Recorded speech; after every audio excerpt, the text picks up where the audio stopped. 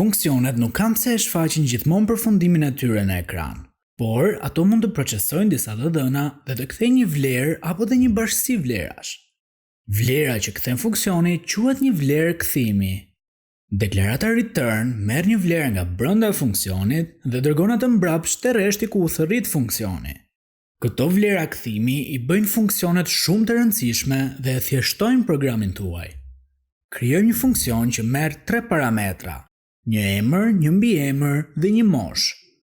Brenda bashkojmë emrin dhe mbiemrin me një hapësirë në mes.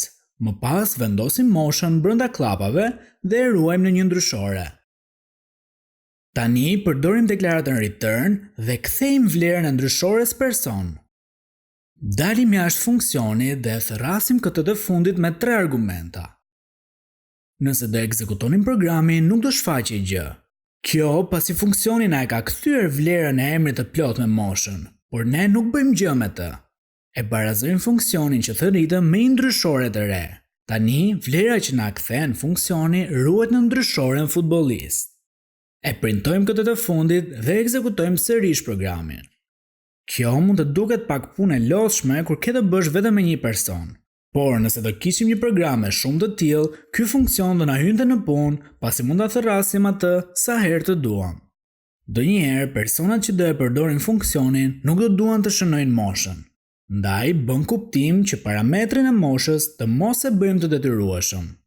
Parametrit mosha i japim një vlerë boshe të paracaktuar dhe i injorojmë atë nëse përdoruesi nuk e ka plotësuar.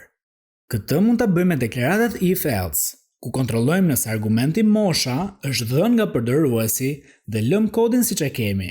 Ndryshe, ndryshorja person do mbushet vetëm me emrin dhe mbiemrin. Jashtë deklaratës if-else bëjmë return ndryshoren dhe provojmë ta thërrasim funksionin 2 herë, një herë kur mosha jepet dhe një herë jo. Ekzekutojmë programin dhe shohim që në rastin e parë e kemi të shkruar moshën në klapa, ndërsa te i dyti jo. Bëjmë një shembull tjetër. Krijojmë një funksion që kthen katrorin e 2 numrave.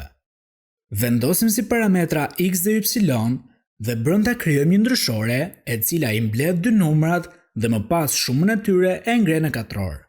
2 shenja ylli bashk do të thotë fuqi. Tani e kthejmë ndryshoren që mban rezultatin dhe thërrasim funksionin me 2 numra çfarëdo. Rezultatin e printojmë direkt pa që nevoja ta ruajmë në një ndryshore dhe ekzekutojmë programin. Deri tani kemi kthyer tipe të thjeshta të dhënash, si numra apo string, por një funksion mund të kthejë çdo lloj të dhëne që dëshironi, edhe ato më komplekset si lista apo fjalor. Fshim kodin që kemi brenda funksionit dhe e krijojmë sërish ndryshoren person, por kësaj radhe vendosim brenda një fjalor, i cili do mbaj emrin dhe mbiemrin që vijnë nga parametrat. Mos harroni që fjala e parë është shelsi, ndërsa e dyta është vlera që i jepet atij. E kthejmë vlerën e ndryshores person dhe ekzekutojmë programin. Nëse përdoruesi do dojë të specifikojë dhe moshën e tij, kontrollojmë me një deklarat if nëse parametri i moshës është i specifikuar dhe e shtojmë atë në fjalor. Krijojmë një çelës të ri në fjalor duke cilësuar emrin e çelësit brenda klapave katrore dhe e barazojmë atë me vlerën që duam t'i japim, në këtë rast të moshës që na vjen nga parametri. E thërrasim funksionin sërish për kësaj radhe duke cilësuar edhe moshën dhe shohim rezultatin. Dëgjohemi të e radhës.